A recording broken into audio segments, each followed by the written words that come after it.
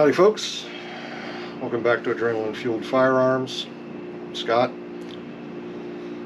Still going to run with that alias right up until somebody objects to my t-shirt.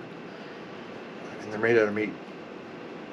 Fewer poisonous meat animals than there are poisonous plants out there, and some of us, like myself, are actually allergic to some plants that the rest of you eat. So, that's why I eat mostly meat now, because meat that's been properly prepared has never attempted to kill me and send me to an ER, whereas a salad once did. So anyway, between that and the dyslexia, which is, for those of you who've kind of wondered, I don't throw around a ton of numbers in my videos. For one thing, I'm dyslexic. For another thing, I don't math so good, so the maths are not my thing. So I will present some stuff, but it's usually not differential equations and geometry and algebraification stuffs. Probably not. But what I'm going to talk to you today a little bit about is unicorns. No, not like Charlie, and his missing kidney. No. Unicorn calibers for your AR. So those of you who have looked at my stuff and not grunted in disgust and wandered off at my contempt of the Remington 223 caliber and the 5.56 NATO in general, know that I do love me some 300 black. Well, that's not the only unicorn caliber that I like. I don't like them all, but there's some fascinating calibers out there. And to me, as I've said before and I'll say again, one of the great joys of the AR-15 rifle is your ability to tinker around with it, add not only stuff to the outside, but to try out some different calibers. What does what downrange, who what penetration, kinetic energy, less wind deviation, you name it. A little like high-powered rifles, except you don't have to just keep swapping and swapping and swapping and swapping and swapping and swapping and swapping and swapping. Barrel, magazine, bolt carrier group, cross your fingers, rounds downrange. Not always that easy, but for the most part, the rest of the unit mil spec, the bolt carrier group, possibly the gas operating system, definitely the barrels, possibly some buffer swap outs and some other things, depending on personal preference as much as anything else most of the time. But at a bare minimum, bolt face, barrel, new caliber, possibly a magazine change, possibly not, depends on where you're at. So let me tell you a little bit about why I'm not super enthusiastic about the 223 5.56. This will give you a general idea of why I enjoy some of these unicorn calibers better. So I served in the military during the 90s. Oh, you think there's more explanation than that, other than the fact that the M16A2 stank. Good luck getting a 300-meter target hitting any kind of crosswind whatsoever on a plastic target that might not even go down if you did hit it and you could actually see it move. You want more? Fine. It's old. I mean, it's literally 7 years old. 70 years old. Literally. In that time, there have been so many advances in ballistics, ballistic calculation, firearm design, powder burn rates, powder design, just innovation. I mean, just think about it. People out there, yes, I'm talking about some of you folks, who can't go 2 years on the same cell phone, want to keep shooting 223. Think about that for a second. 2-year-old cell phone, too old, no good. 70-year-old projectile, great. Do you listen to yourselves? Really? Do you listen to yourselves? Even the United States military and Department of Defense have attempted to revamp the 5.56 NATO projectile gods know how many times. I mean, just bullet weights, powders, etc., etc. In the 90s, I was an armorer in Korea. We got the M249 in. The M249 comes in to replace the M60. No, I'm not kidding.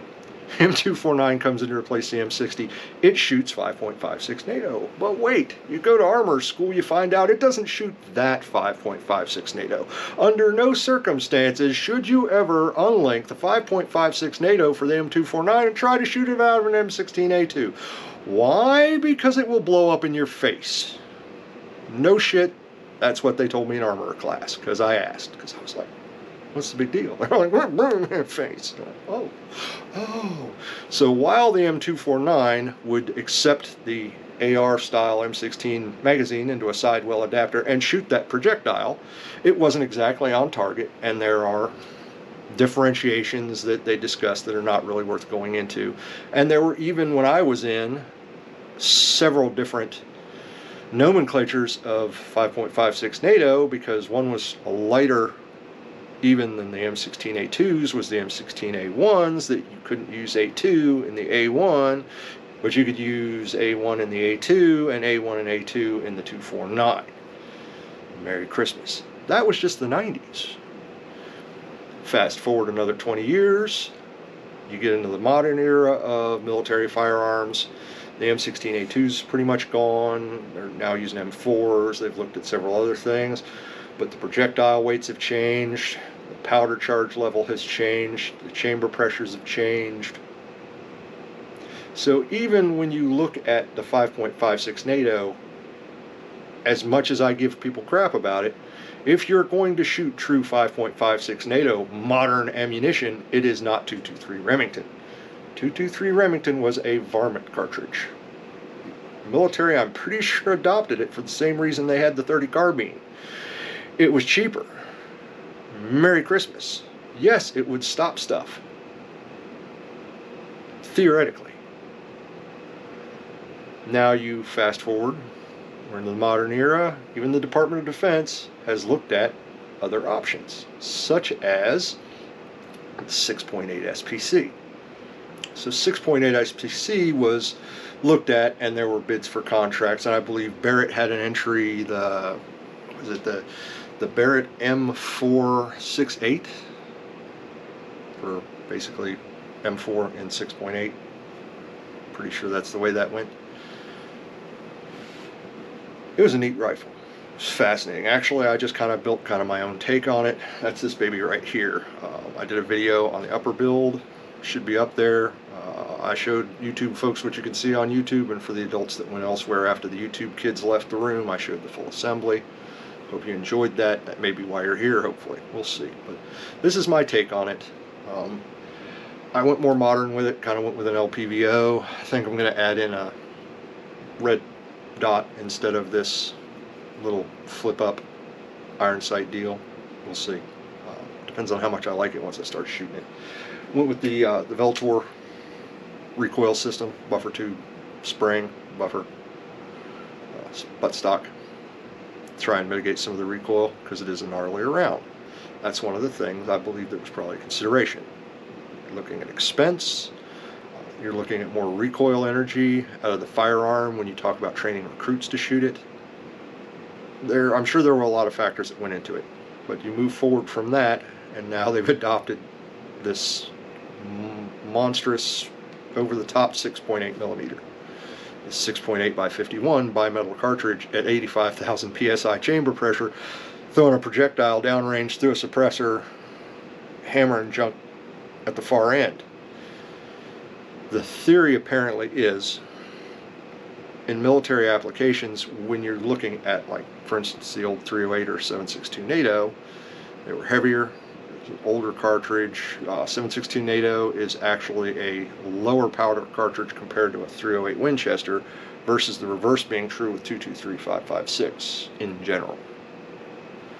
So they wanted a different cartridge, something that performed downrange, was more of an AR-10 chassis, but didn't have the downsides of the older 7.62 NATO, which, again, older cartridge, 308 Winchester. Lots of changes, but still just not quite where we are today with ballistic technologies. So you have SIG creates this 6.8 for 277 Fury. Now the military has in fact adopted it. We'll see how far it gets. So that's an AR-10 we're going to talk about the AR-15s. So when you get bigger, you have less ammo carrying capacity. Then there's training issue with the troops. You have what they call manual of arms training changes when you change the overall chassis, which doesn't occur when you change calibers in the M16/M4/AR-15 family. You have relatively the same manual of arms, i.e.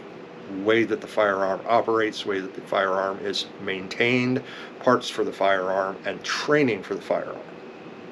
All the major functions are in kind of the same spots, so you don't have to completely retrain all these soldiers, because battlefield stress, what's trained into your body is what your body's going to do. When the adrenaline hits your system, it's a whole nother universe. So potentially the same reason that we haven't converted to the metric system as a country applies, because we're too stupid to adapt, according to government officials. I don't know. I'm gonna make that call. I wasn't some lard butt general sitting on the panel that made that decision on any of the 6.8 stuff. Just a grunt, man. It's just a grunt. Don't blame it on me. So there are a ton of unicorn cartridges. You've got just, well, according to Google, you got 100 cartridges that the AR-15's been chambered in. Some of them obsolete, some of them gone, some of them one-offs, two-offs. Who knows where Google gets all its info.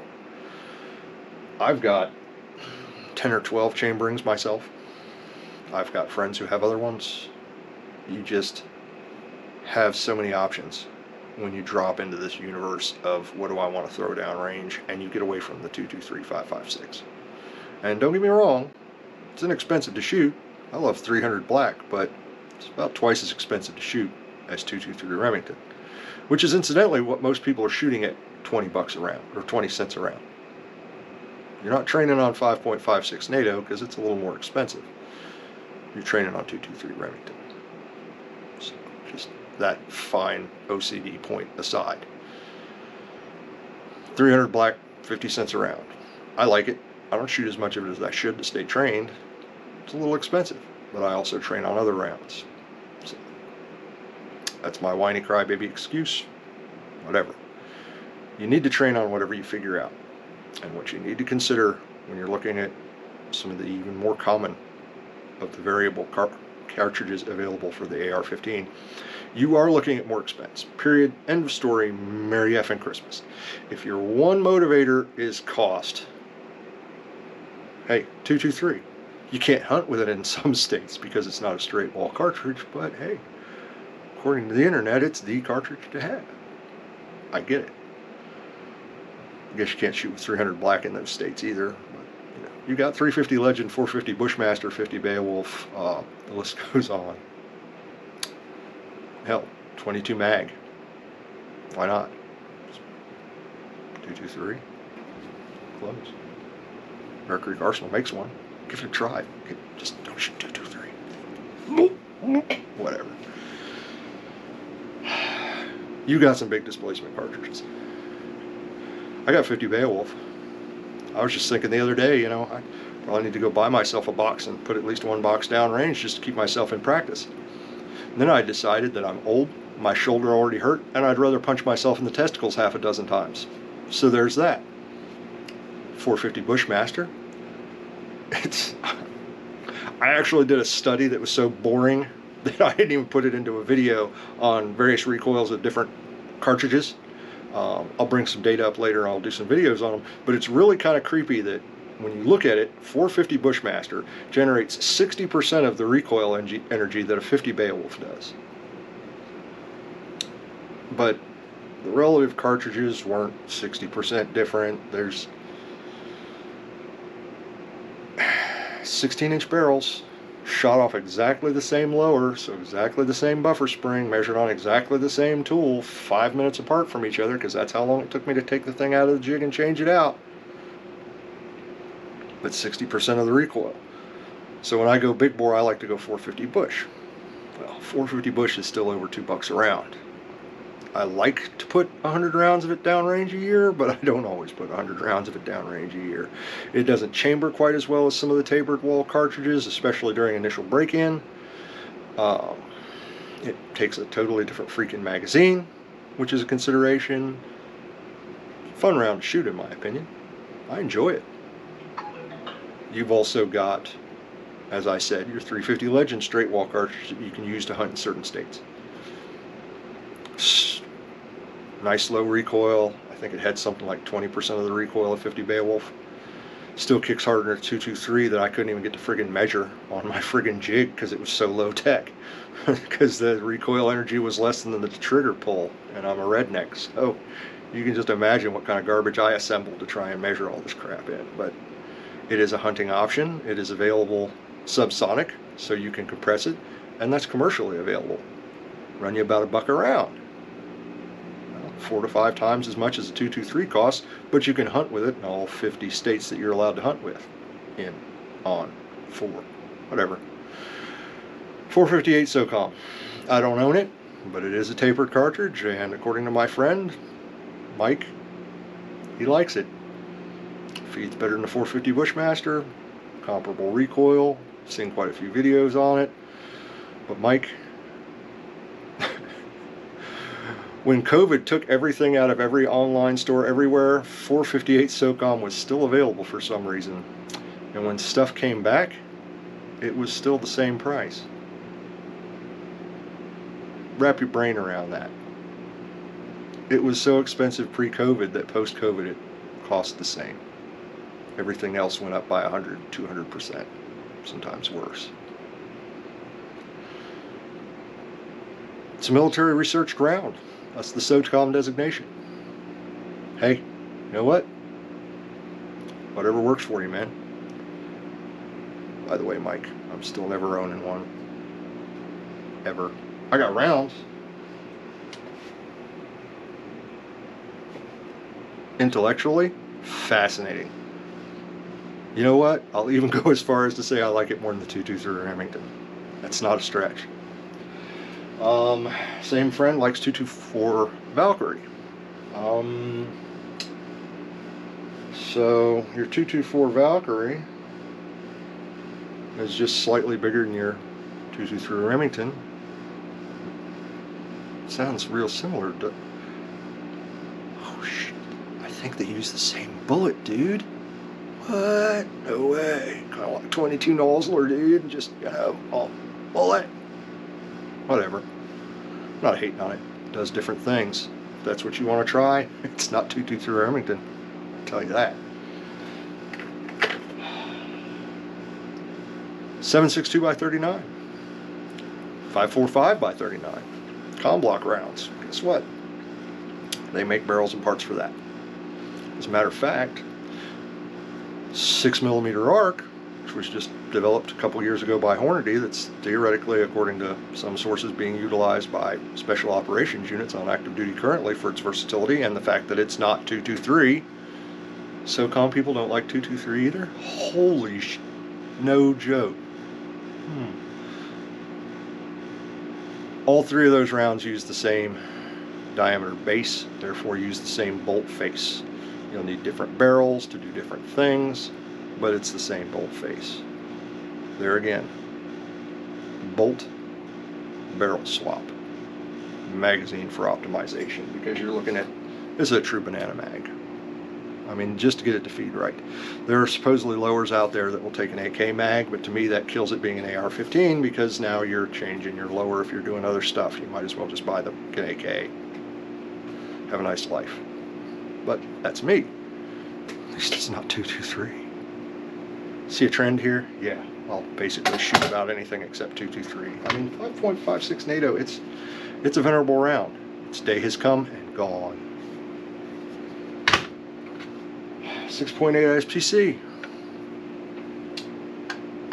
Same bolt face as 224 Valkyrie. You get fewer rounds per magazine. Uses a different magazine. You're looking at 25 rounds versus 30 rounds. Same space. Weight's probably a little bit heavier too. I'd have to weigh them out. There's other people who've done that, so it's kind of silly to go back over the same area when folks will hopefully go look at other YouTube channels. I mean, we're at the 20-minute mark here, but it's a lot of data, and it may be a two-parter anyway. We'll see. But the fact of the matter is, and the point that I'm trying to make is, while 223 totally 100% remains relevant, if for no other reason than it's super flamin' common, and it's super flamin' cheap, and it's readily available as ammunition, and it's readily available as ARs/AR parts.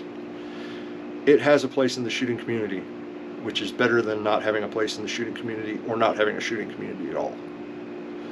The 223 Remington 5.56 NATO is a completely legitimate round. It will take out varmints, take out personnel, it will take out light equipment, it will take out pretty much anything that it has the kinetic energy to move downrange and decimate.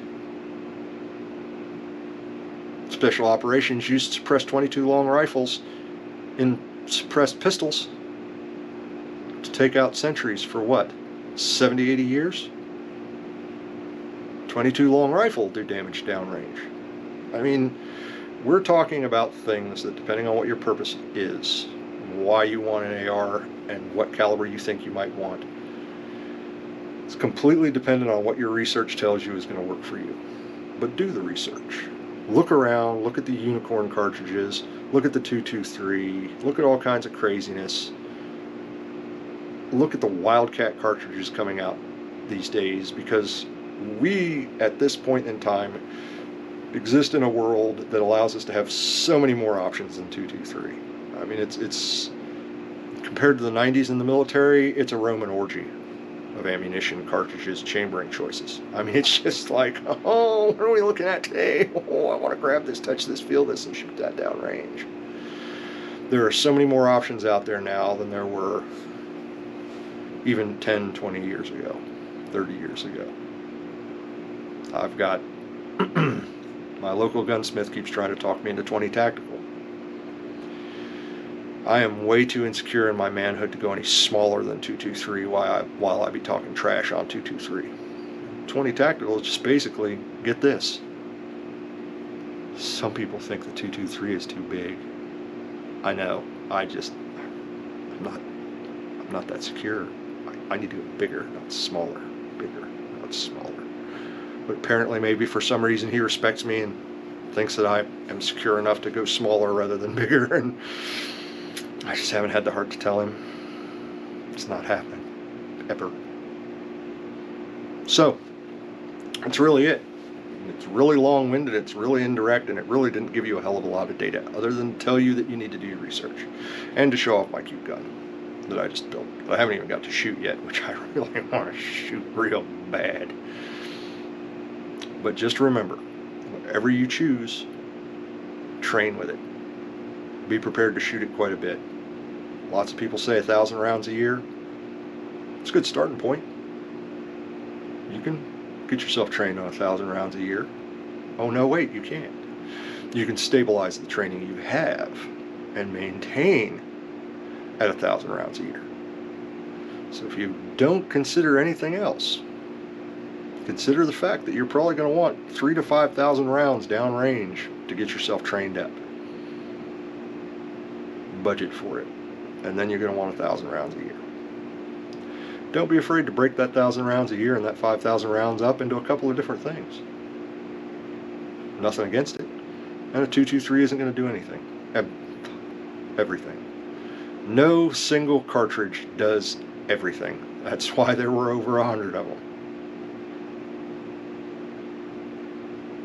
No, the camera didn't jam up. I was just letting that fact penetrate your brain for a second.